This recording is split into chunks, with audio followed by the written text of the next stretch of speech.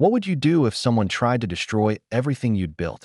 Not with violence, not with threats, but with words that cut deeper than any blade. Steven Seagal stands in the center of his dojo. The morning light filters through paper screens, casting shadows that dance across polished floors. His students move in perfect harmony, each motion deliberate, each breath controlled. This is his sanctuary. 20 years of teaching, 20 years of building something pure, something real. The ancient art of Aikido flows through these walls, not the Hollywood version, not the flashy kicks and punches, but the true way, the way of redirecting force, of finding strength in stillness. Ava Morgan arrives first, as always, her uniform crisp, her bow respectful. She's been coming here for 3 years, since her father died, since the world became too loud, too harsh. The dojo saved her when grief threatened to swallow her whole, when the nightmares came every night. Steven taught her to breathe, to find the eye of the storm inside herself. Behind her, Mia Collins and Zoe Harrison, best friends who found their way here after bullies made school unbearable. They speak in whispers, move like ghosts, but here they stand tall. Mia's bruises have faded, the ones on her arms, the ones on her spirit. Zoe no longer flinches when someone raises their voice. The dojo gave them back their courage. The space fills slowly. Noah Brooks, with his gentle smile. His mother works 3 jobs to afford his training, but Steven never asked for full payment. Some things matter more than money. Liam Carter, still favoring his left leg from the accident that changed everything. The doctors said he'd never walk properly again, but here he moves with grace, finding balance in imbalance. Beauty in limitation. Each student carries their own weight, their own reason for being here, their own story of finding hope in a place that understands that strength comes in many forms. Steven watches them settle into positions they know by heart.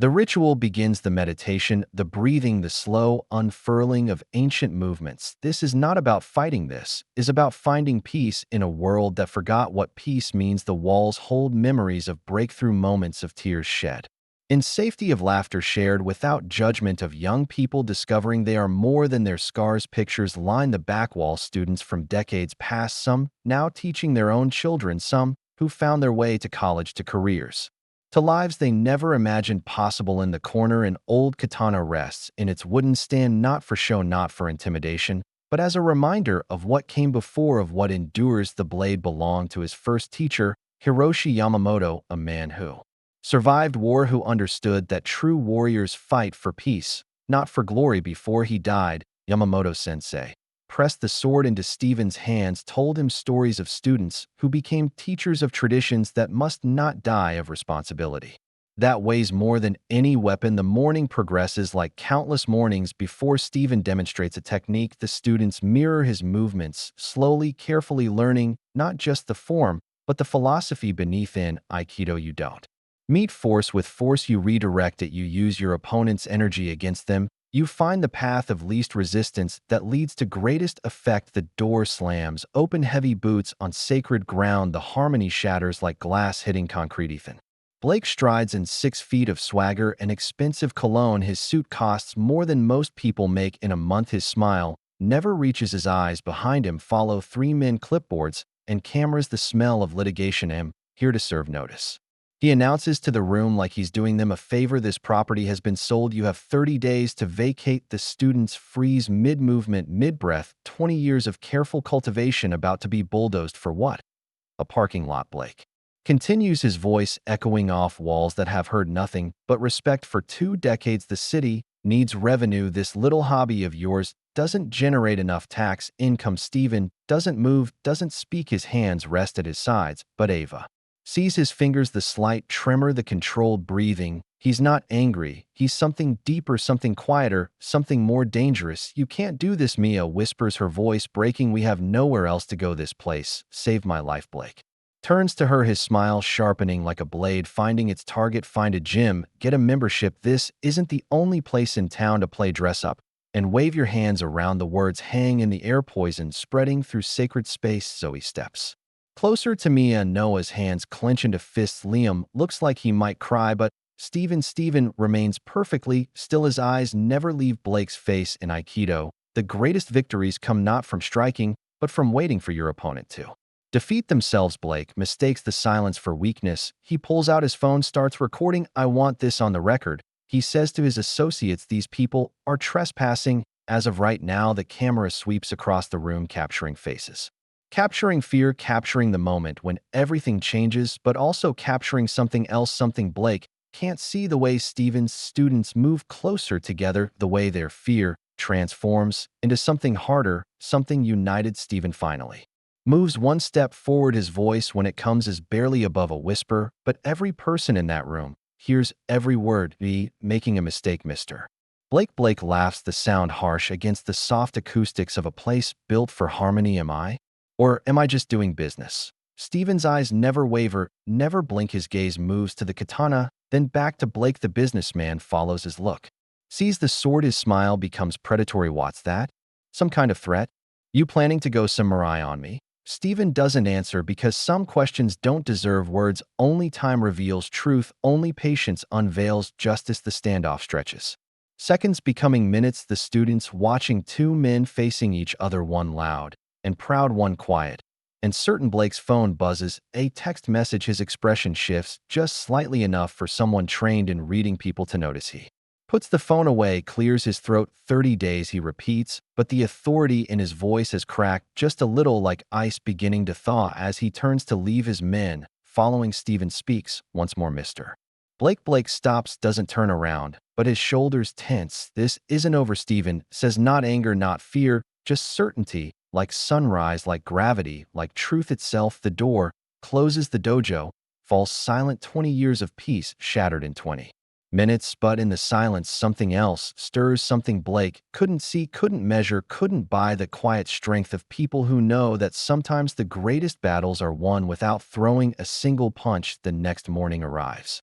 Gray and cold, like the world itself has shifted into a minor key. Steven unlocks the dojo. The familiar click of the key now sounds different. Temporary borrowed time. Eva waits by the door, her eyes red-rimmed. She didn't sleep, none of them did. The weight of 30 days pressing down like storm clouds. I dreamed about my father last night, she says, her voice barely a whisper. He was standing in the corner, watching us practice like he used to do. Steven nods, doesn't offer empty comfort, doesn't promise everything will be fine. Some pain needs acknowledgement, not solutions. The others arrive in silence, Mia and Zoe walking closer together than usual. Noah's gentle smile replaced by something harder, more determined. Liam limps in, last is bad.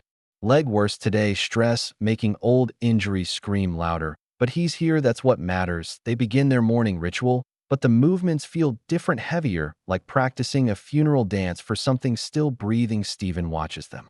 These broken souls who found wholeness here, who discovered strength in gentleness, power in peace. The door opens, not slammed this time, but the intrusion feels just as violent. Blake enters with a different energy, triumphant, like a cat who's cornered its prey. Behind him walks a woman, clipboard in hand, designer glasses, cold smile. She introduces herself as the city development coordinator. We're here to assess. She announces the structural integrity of the building for demolition purposes. Blake grins, his teeth too white, too perfect, like everything else about him. Thought you'd want to know what you're losing. He pulls out his phone, starts recording again, this time for social media. His voice takes on that practiced tone of someone who lives 4 likes and shares. Check this out, he says to his camera. Found this little karate club yesterday. These people actually think they can stop progress. The woman with the clipboard walks the perimeter, tapping walls, making notes, her heels clicking like a countdown against the wooden floor. She stops at the wall of photographs, students through the years, graduation pictures, wedding photos, birth announcements, a tapestry of lives touched by this place. Cute,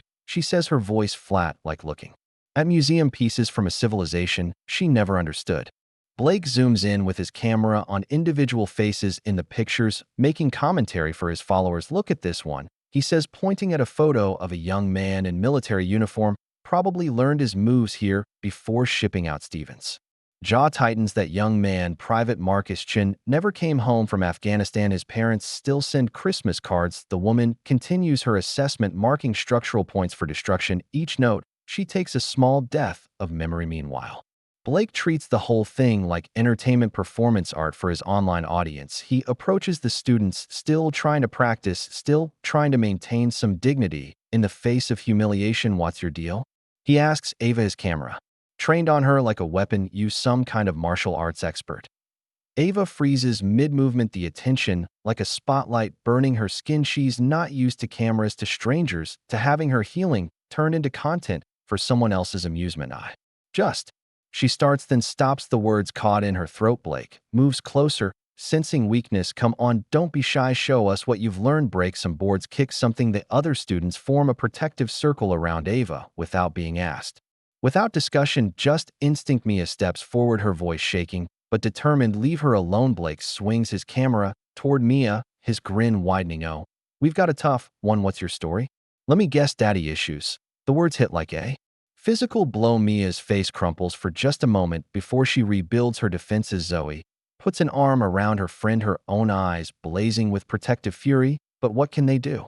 Blake holds all the cards. Steven watches this systematic humiliation of his students, his family, his life's work, and something deep inside begins to shift. Not anger, not yet, but something colder, something patient, something that understands that every action has consequences. The woman with the clipboard finishes her circuit, approaches Blake with her findings. The building is sound. She reports demolition will require careful planning. Blake nods, still filming, recording everything for posterity, for profit, for the pure joy of destruction. He approaches the katana in its stand, his camera focusing on the ancient blade. Now, this is interesting, he says to his audience. Real samurai sword, wonder what it's worth. Don't touch that, Steven says, his voice cutting through the morning air like the blade itself. Blake looks up, his eyes meeting Steven's for the first time, really meeting them, and something flickers in his expression, a moment of recognition that he might be playing with fire. But the moment passes. He laughs, nervous now, but trying to hide it. What's the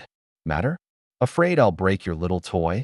The katana rests in its stand, silent witness to this degradation, the blade that once belonged to a man who understood honor, who knew the difference between strength and cruelty. Steven moves closer, not fast, not threatening, just inevitable, like tide coming in, like sun setting, like truth emerging. The woman looks up from her clipboard, senses the shift in the room's energy. The students have stopped their half-hearted practice, everyone watching this quiet confrontation. Blake raises his camera higher, getting a better angle. This is gold. He whispers to his phone, drama in the dojo, but his hand shakes slightly as he records because something in Steven's approach doesn't match the peaceful teacher he thought he was humiliating. Steven stops, just out of arm's reach. His voice, when it comes, is softer than before, but somehow more dangerous. That blade, he says, belonged to my teacher, a man who survived the bombing of Hiroshima, who lost everything except his honor. Blake's camera wavers, the story not fitting his narrative of easy victory over weak people. The woman clears her throat, checking her watch. We should go, she says. I have other appointments. Blake nods,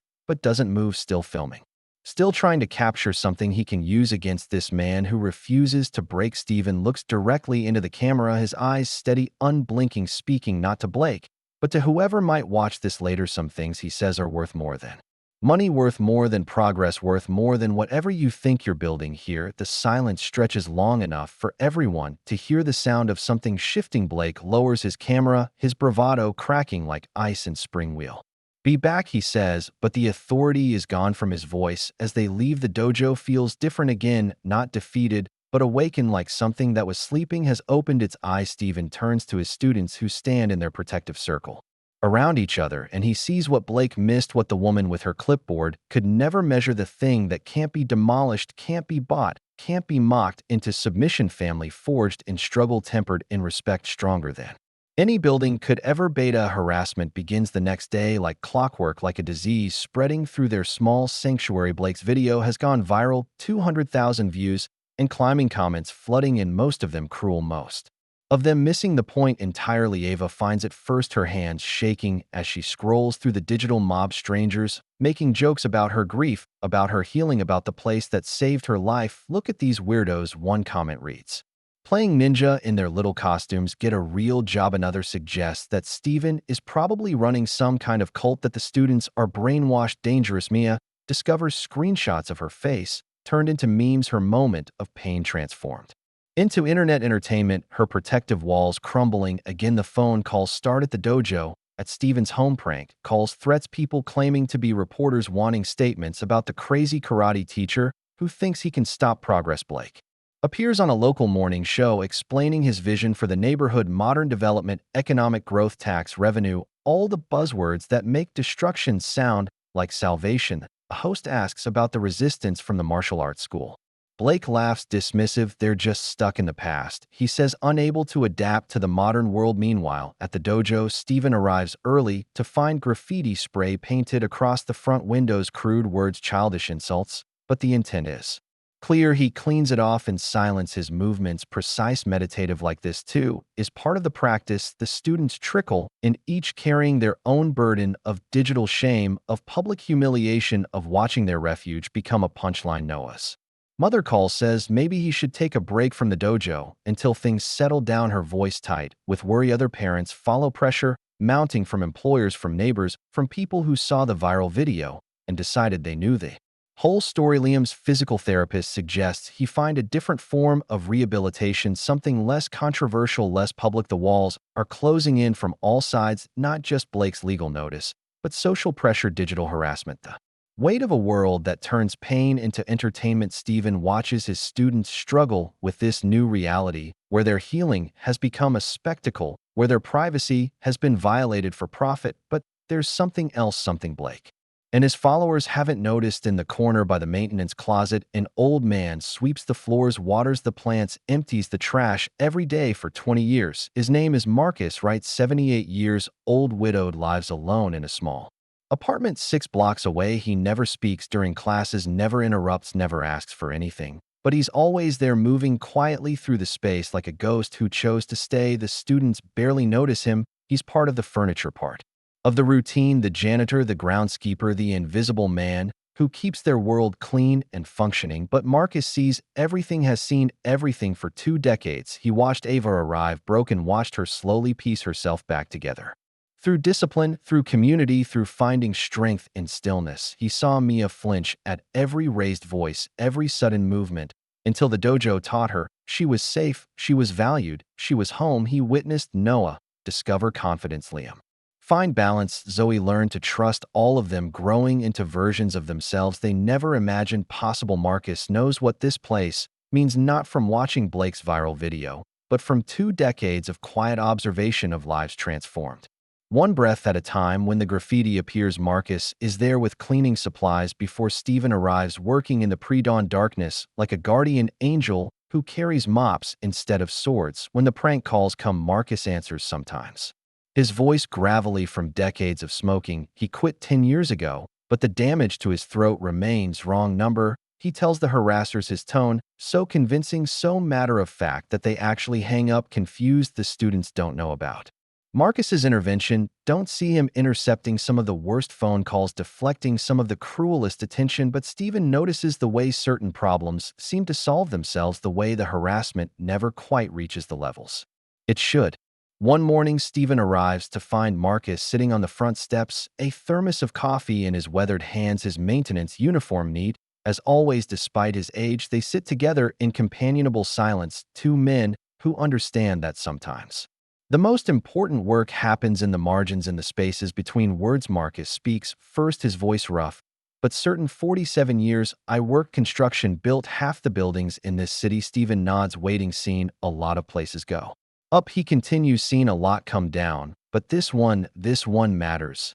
A pause long enough for the morning to settle around them like a blanket. These kids, Marcus says, they got nowhere else to go. You know that, right? Steven knows, has always known. The dojo isn't just a place to practice ancient movements, it's a lifeline, a sanctuary, a family for people who need all 3. That Blake fella. Marcus continues, he don't understand what he's destroying, thinks it's just a building, just a business, just something in his way. But Steven, you and me, we know better. We know some things can't be replaced, can't be rebuilt, can't be bought. The old man stands, his joints creaking, but his resolve solid as the foundation beneath their feet. I got something might help, he says, something that boy and his fancy lawyers might want to see. Marcus reaches into his maintenance card, pulls out a manila envelope thick with documents, photographs, official papers, stamps, and seals from decades past. Been saving this, he says, for when it mattered. Guess that time is now. He hands the envelope to Steven, who feels the weight of it, not just paper, but possibility, but hope, but something Blake never saw coming. Inside that envelope lies 20 years of careful documentation. Of quiet observation of an old man who understood that sometimes the most important battles are won by those who watch from the shadows. Stephen opens it, his eyes widening as he reads, as he understands what Marcus has been protecting all these years. Foundation of their defense built not on anger, not on publicity, not on fighting fire with fire, but on truth carefully preserved, patiently gathered by a man who knew that every guardian doesn't wear a badge or carry a sword some guardians carry.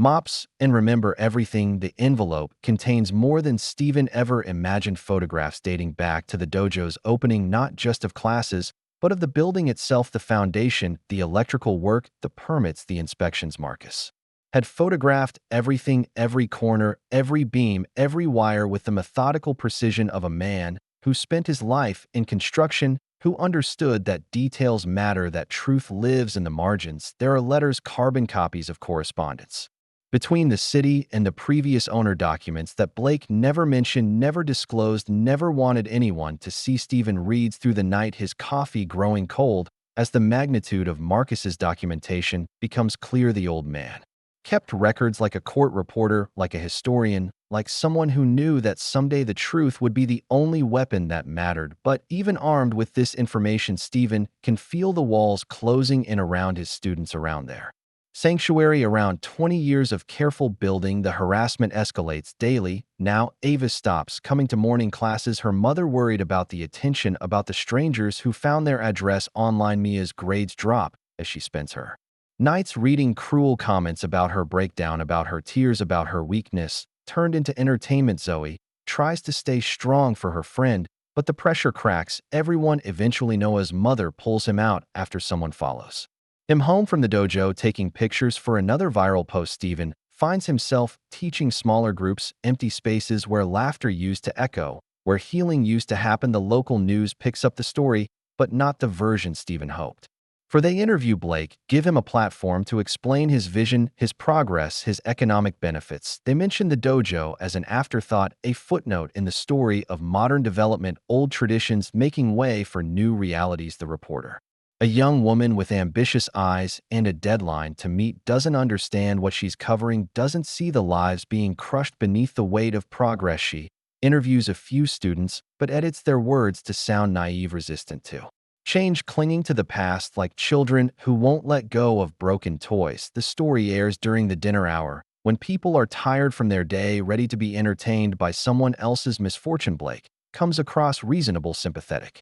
Even he doesn't want to hurt anyone, he says, but progress requires sacrifice, and sometimes old ways must yield to new needs. The comments on the news station's website are brutal, attacking not just the dojo, but the students by name, by face, by the vulnerability they showed in their darkest moments. Stephen realizes that fighting in the public arena is a losing battle, that every word he speaks will be twisted, every defense will be used against them. He stops giving interviews, stops responding to reporters, stops trying to explain what can't be explained to people who don't want to understand. The silence makes things worse. Blake spins it as admission of guilt, of weakness, of defeat. Look, he says on his next social media post, they can't even defend themselves, can't explain why they deserve to block progress for an entire community. Meanwhile, in the dojo, the remaining students practice with desperate intensity, like people trying to memorize a face before saying goodbye. Liam pushes himself too hard, his bad leg giving out during a simple movement.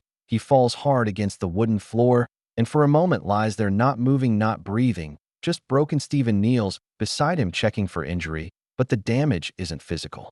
It's deeper. It's the accumulated weight of watching everything fall apart. I can't do this, Liam whispers, his voice cracking. I can't pretend this isn't killing me. Watching them destroy everything that matters. The other students gather around their faces, reflecting the same despair, the same exhaustion, the same sense of fighting a battle they can't win. Mia sits in the corner, her phone in her hand, scrolling through new comments, new attacks, new ways people have found to make her disappear. Zoe stopped eating properly days ago, the stress stealing her appetite, stealing her sleep, stealing her hope. Even Marcus looks older, more fragile, like the weight of watching this destruction is too much for his aging frame. Stephen stands in the center of his empty dojo surrounded by the remnants of his life's work and feels for the first time since this began the crushing weight of possible defeat. The katana rests in its stands silent witness to this slow dismantling of dreams of lives of the sanctuary that gave meaning to everything. He approaches the ancient blade, runs his fingers along the wooden scabbard, feeling the weight of history of honor of his teacher's final gift. Yamamoto-sensei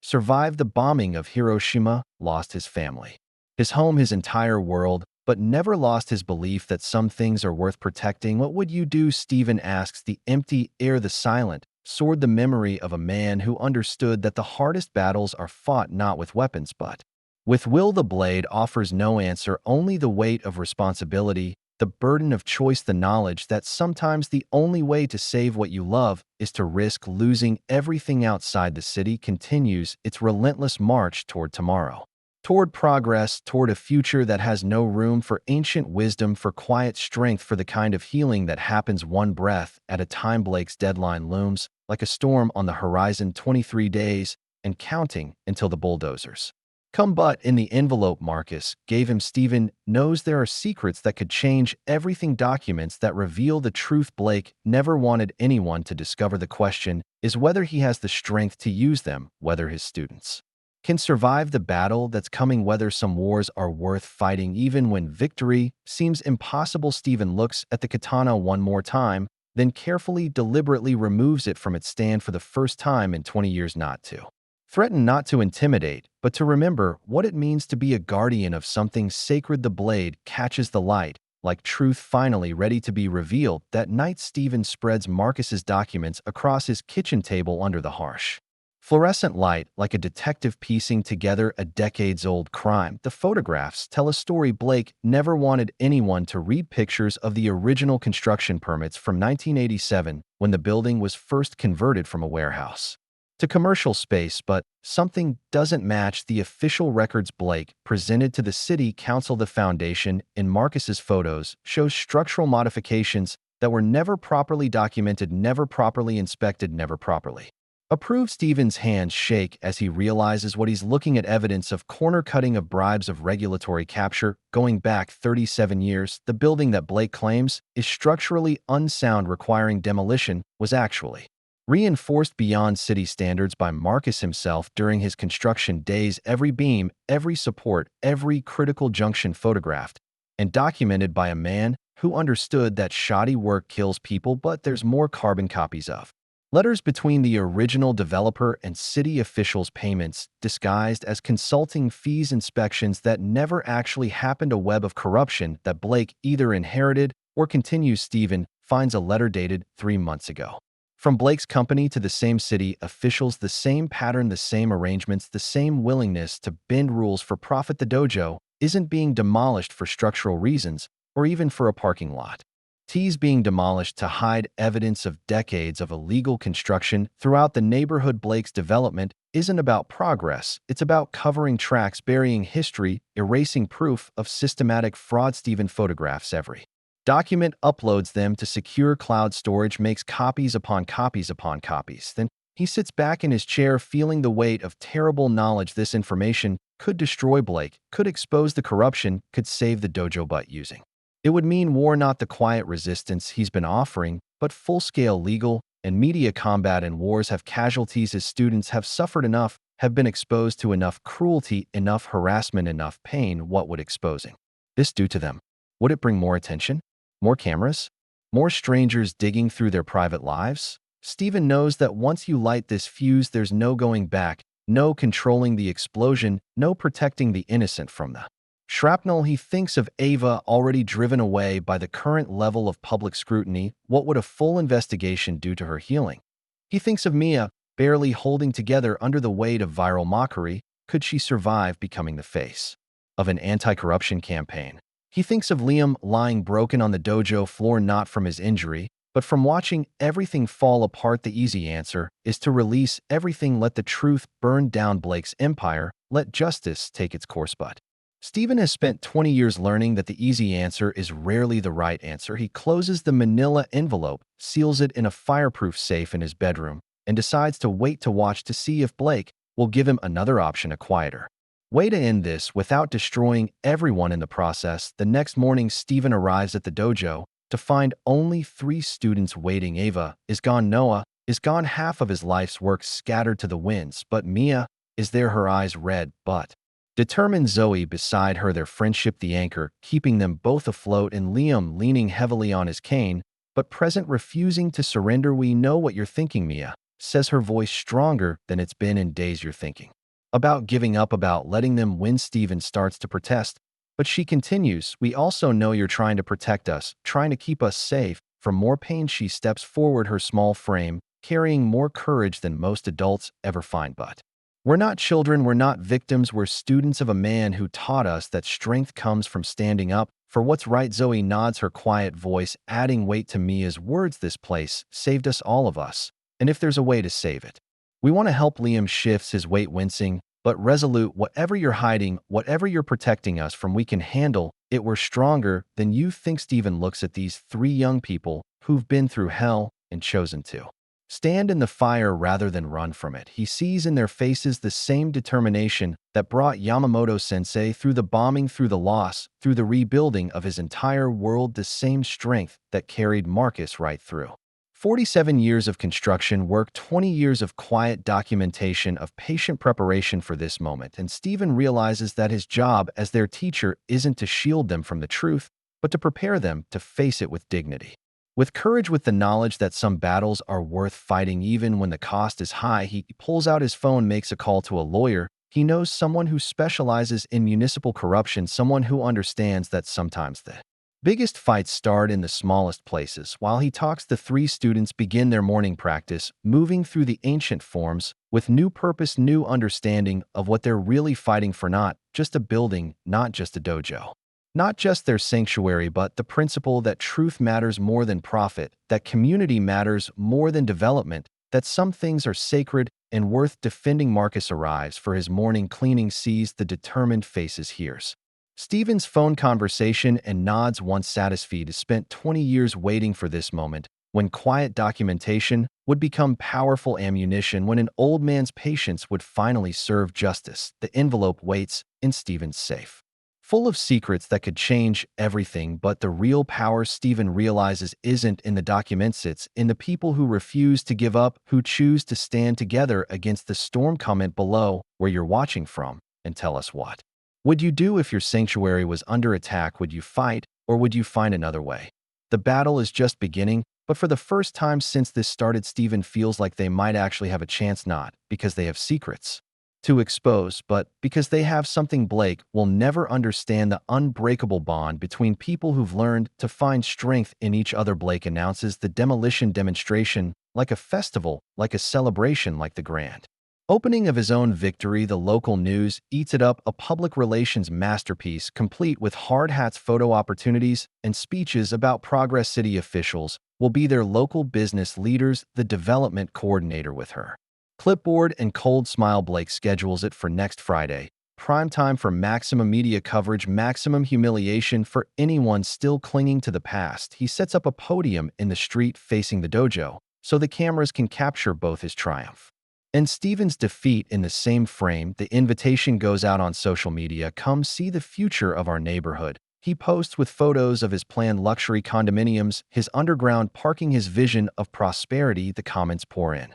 support for Blake, mockery for the stubborn karate teacher who won't accept reality. But something else begins to happen, something Blake didn't expect. Marcus, right, starts making phone calls to old friends from his construction days, men who remember when buildings were built to last, when corners weren't cut, when handshakes meant something. He calls former city inspectors, retired engineers, people who know the difference between legal work and the kind of shortcuts that kill people. Word spreads through networks Blake never knew existed, conversations in coffee shops, at construction sites, and retirement homes where old-timers remember when integrity mattered. Stephen meets with the lawyer Rebecca Martinez, a woman who built her career fighting City Hall, taking on developers who think money trumps justice. She reviews Marcus's documentation, her eyes widening as she realizes the scope of what they're looking at. This isn't just about your dojo, she tells Stephen. This is about 30 years of systematic fraud, building code violations, bribery, conspiracy. She spreads the photographs across her desk like evidence in a murder trial. which in a way it is the murder of public trust. We need to move carefully, she warns. Blake has powerful friends. Deep pockets political connections, but we also need to move fast. Once he starts demolition, evidence disappears forever. Stephen nods, understanding that they're walking into a minefield where one wrong step could destroy everything. Friday morning arrives. Gray and cold like the sky itself. Disapproves. Blake's crew sets up early microphones, cameras, a small stage for the ceremony. The dojo sits quiet across the street, its windows dark, like closed eyes waiting. Stephen arrives with his 3 remaining students. Mia, Zoe, Liam, and Marcus, moving slowly but determined. They don't protest, don't shout, don't carry signs. They simply stand on the public sidewalk and watch. Blake sees them, grins, points them out to the cameras. Look, he says, the resistance for people. And an old man standing against progress. The crowd laughs, good-natured, dismissive, the kind of laughter that comes from feeling superior to someone else's pain. The ceremony begins with all the pomp Blake can muster. The mayor speaks about economic development, job creation, the bright future of their city. The development coordinator talks about modern infrastructure, efficient land use, the need to make hard choices for the greater good. Blake takes the podium, last, his moment of triumph, his public vindication. He tells the story of resistance to progress, of people stuck in the past, unable to see the bigger picture. He talks about the dojo like it's a historical curiosity, a quaint remnant of simpler times that must give way to complexity. Cameras love it, the narrative, so clean, so simple, old versus new, past versus future, tradition versus innovation. But then something unexpected happens. Event pulls up across the street. Men in hard hats get out, but not Blake's men. These are Marcus's friends, former inspectors, retired engineers, construction workers who remember when the building was first modified. They don't make speeches, don't interrupt the ceremony. They just stand with Stephen and his students, a quiet, growing presence that Blake tries to ignore. Then another car arrives, more people, men and women who worked in city planning decades ago, who remember applications that were approved without proper review. Rebecca Martinez steps out of her car, carrying a briefcase full of documents, photographs, evidence. She walks directly to the news crews who turn their cameras toward her, sensing a story. Blake's speech falters as he realizes something is happening, something he didn't plan forms. Martinez approaches the podium, speaks quietly to the mayor, shows him a photograph, points to the dojo, then to Blake. The mayor's face changes color, draining. As he understands what he's looking at, Blake tries to continue his speech, but the momentum has shifted. The crowd senses it, the energy changing from celebration to something darker, more complex. One of the news reporters approaches Stephen for the first time. Someone wants to hear his side of the story. Stephen looks at the katana in its stand visible through the dojo's front window. He thinks of Yamamoto-sensei, who survived the bombing, who rebuilt from nothing, who never lost faith. That truth emerges in its own time. Stephen steps forward into the microphones, into the cameras, into the light that will either save them or destroy them completely. His voice, when it comes, is quiet, steady, like water flowing around rocks, unstoppable, patient. Inevitable, Mr. Blake, he says, looking directly at the developer who stands frozen at his podium, has been less than honest with this community. The words hang in the air like smoke from a fired gun, and Stephen realizes that after 20 years of teaching peace through strength's about to discover whether sometimes the greatest victory comes not from avoiding the fight, but from choosing the right moment to reveal the truth. The cameras roll, the crowd holds its breath, and the real battle finally begins. Stephen's words cut through the morning air like steel through silk. Mr. Blake has been less than honest with this community. The cameras pivot from Blake's frozen expression to Stephen's calm certainty. Blake's face flushes red, his carefully prepared speech crumbling like poorly mixed concrete. That's ridiculous, he sputters into his microphone. This man is desperate, making wild accusations to save his failing business. But Rebecca Martinez steps forward, her briefcase, open documents spread like playing cards in a winning hand. Actually, Mr. Blake, she says, her voice carrying the authority of 20 years fighting corruption, Mr. Seagal is absolutely correct. She holds up a photograph clear enough for the cameras to capture the image of falsified inspection reports from 1987. This building, she continues, was never structurally compromised. In fact, it was reinforced beyond city standards by Marcus Wright and his crew. Marcus steps forward from the crowd, his weathered face steady under the sudden attention of cameras and microphones. I built those supports myself, he says, his gravelly voice carrying decades of honest work. Every beam, every joint, every connection photographed. and documented Blake's confidence cracks like ice under pressure, but he rallies, tries to regain control. This is a conspiracy, he shouts. These people are manufacturing evidence, making up stories to block progress. The mayor steps away from Blake, distance growing between them, like understanding finally dawning. MS. Martinez approaches the podium, takes out a thick folder, opens it for everyone to see. These are carbon copies of payments made by Blake Development to city officials over the past 3 months, the same pattern of bribery and fraud that has continued for 30 years. One of the news reporters steps closer, camera rolling, getting every detail, every expression, every moment of truth finally emerging. The crowd shifts, murmurs rising like wind before a storm. People who came to celebrate progress finding themselves witnesses to corruption exposure. Blake looks around, desperately seeking an escape, but finding only cameras, only microphones, only the relentless documentation of his downfall. Steven walks across the street to the dojo, the crowd following like a tide, drawing them toward truth. He opens the door, steps inside, approaches the katana in its stand. For 20 years this blade has waited in silence, a reminder of honor, of integrity, of the responsibility that comes with power. He lifts the sword, not as a threat, not as a weapon, but as a symbol of everything Blake never understood. My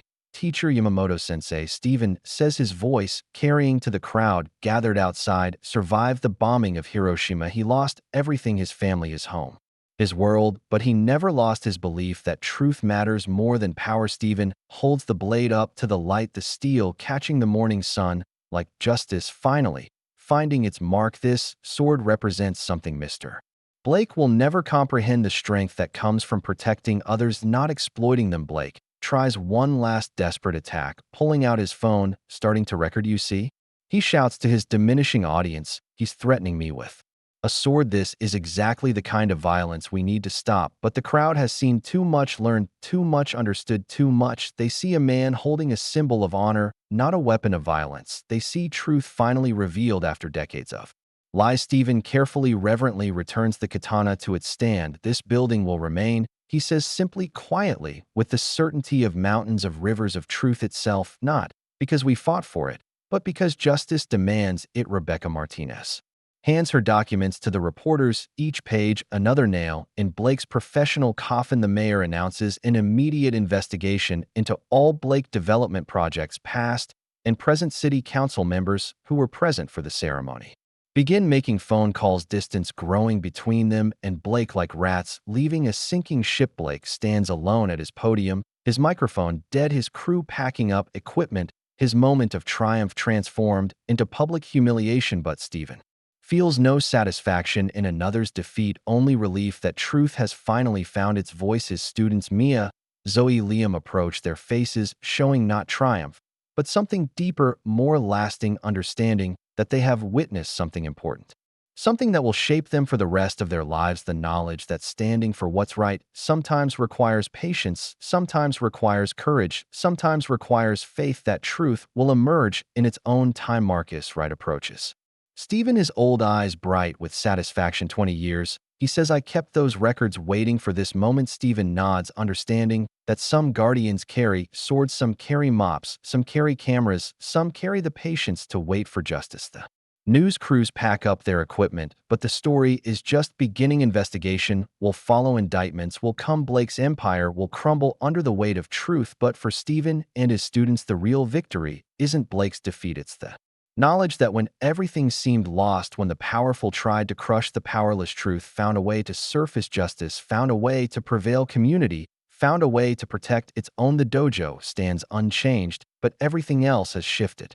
like tectonic plates finally settling into their proper place. Steven looks at the katana one more time, then turns to his students. Class begins in 5 minutes, he says, as if nothing extraordinary has happened, as if they haven't just witnessed the power of quiet strength finally unleashed, because in the end, that's what warriors do. They protect what matters, they stand for truth, they fight without throwing a single punch, and they always return to the practice that made them strong enough to win. 3 weeks later, the dojo feels different, not because anything has changed, but because everything has changed. The morning light still filters through paper screens, the wooden floors still hold the memory of countless footsteps, the katana still rests in its stand, silent witness to honor maintained. But the students who fill the space now carry themselves differently. Ava returns first, her mother finally convinced that the sanctuary is safe again, that the cameras are gone, that healing can resume without interruption. She bows to Stephen deeper than before, understanding now what it means to have something worth fighting for, something worth protecting. Noah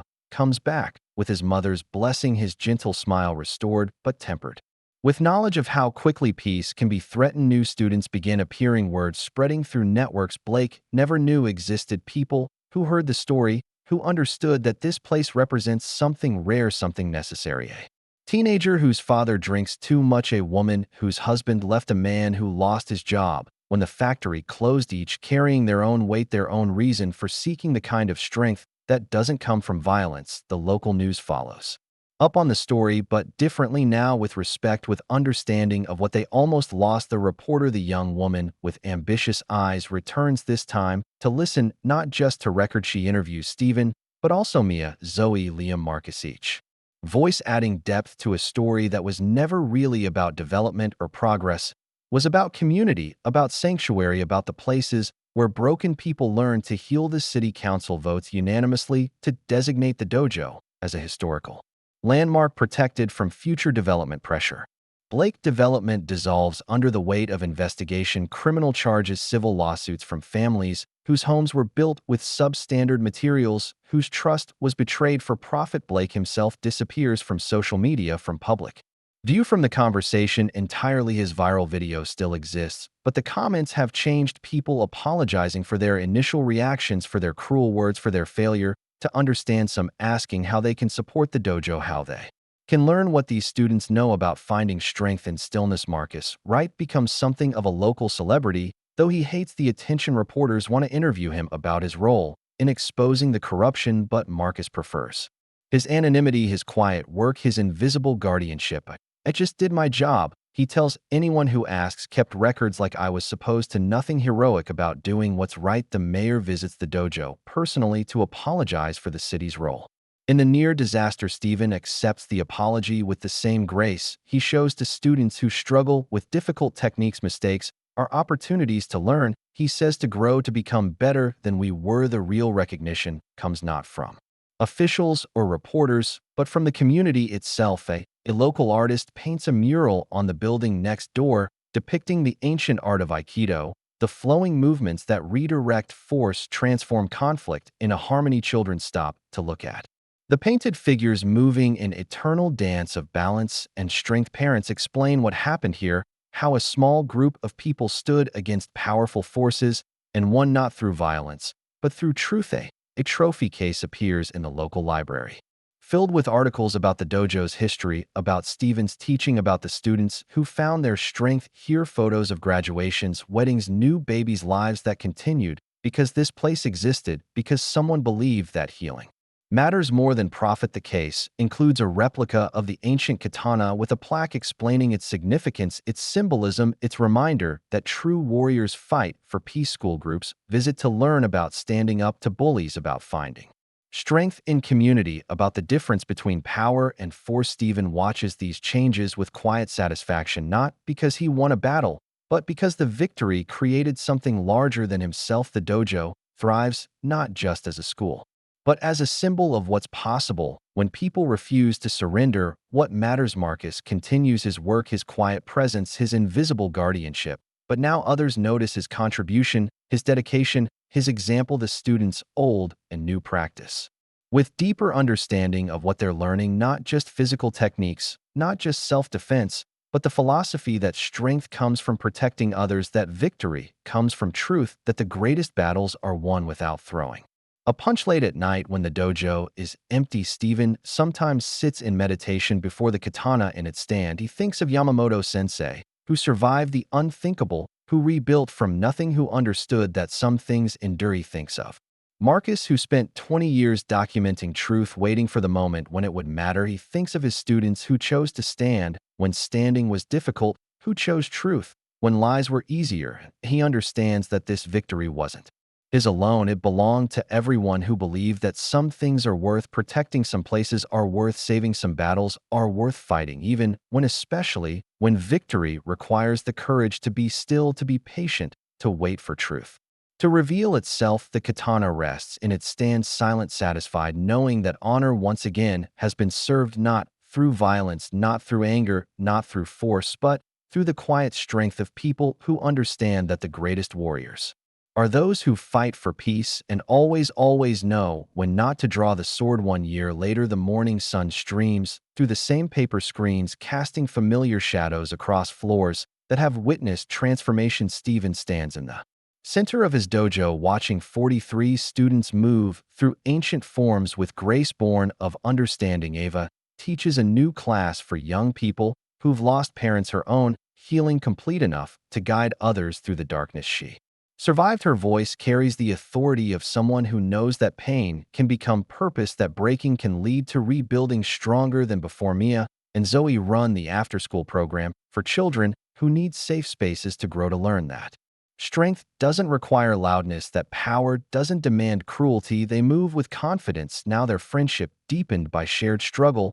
by standing together when standing was hardest. Liam coordinates the adaptive classes for people with disabilities, his own journey from injury to acceptance to mastery, inspiring others to find balance in imbalance, beauty in limitation. Noah manages the community outreach, his gentle smile drawing skeptics into understanding that this ancient art offers something modern life often lacks. Marcus still sweeps still waters, still tends the space with quiet devotion, but now he's recognized as sensei in his own right, teacher of patience, of observation, of the strength found in invisible service. New faces fill the spaces between old ones, each student carrying their own story of brokenness, of seeking, of finding something here they couldn't find anywhere else. A mother whose son was bullied until he stopped speaking now watches him lead meditation. For younger students, a veteran who came home from war unable to sleep now teaches breathing techniques. To others who fight battles no one can see, an elderly woman whose arthritis made her feel useless now moves with flowing grace that defies both age and pain, each person a testament to the power of places that prioritize healing over profit, community over convenience, growth over speed. The city council members who voted to protect the dojo sometimes visit not for photo opportunities but to understand what they almost lost. They see children learning to resolve conflicts without violence, teenagers discovering confidence without aggression, adults finding peace without surrender. Blake's name rarely comes up anymore, though his story serves as cautionary tale about the difference between building and destroying, between progress and exploitation. The viral video that once mocked their practice now exists as historical document of how quickly public opinion can shift when truth emerges. Some of the people who left cruel comments have actually come to apologize in person, to understand what they missed in their rush to judgment. The mural on the adjacent building has become tourist destination, busloads of students coming to learn about standing up to power, about finding strength in community. But Steven knows that the real victory isn't in the recognition or the protection or even the growth. It's in the small moments when Ava laughs without sadness shadowing her eyes, when Mia speaks up in class without fear of being mocked, when Liam runs the stairs without thinking about his limitation, when Noah helps a new student find their balance, when Marcus nods approval at a movement performed with perfect grace. These moments, Steven realizes, are what they were really fighting for, not a building, not a business, not a way of life, but the possibility that broken people can heal, that frightened people can find courage, that lost people can discover home. The katana still rests in its stand, but Steven rarely looks at it now because he understands that the real sword was never the blade, it was the principle behind it, the willingness to protect what matters without destroying what doesn't, the strength to stand for truth when truth is unpopular, the courage to choose patience over anger, understanding over judgment, community over individual gain. As the morning class ends, Steven watches his students bow to each other, and he sees in their faces the answer to the question he asked 1 year ago: what would you do if someone tried to destroy everything you'd built? The answer he now knows is simple: you stand, you stay true, you trust that right action leads to right results. You remember that the greatest victories come not from defeating others, but from becoming strong enough to protect what you love. And sometimes, if you're very lucky, if you're very patient, if you're very true, you discover that the most powerful way to destroy an opponent is to help them destroy themselves. Steven Seagal destroyed his opponent without throwing a punch, not through violence, not through anger, not through force, but through the ancient wisdom that truth is stronger than lies, that community is stronger than corruption, that love is stronger than fear, and that sometimes the greatest warriors are those who fight for peace. The circle complete, the balance restored, the lesson learned. If this story moved you, like, share, and subscribe.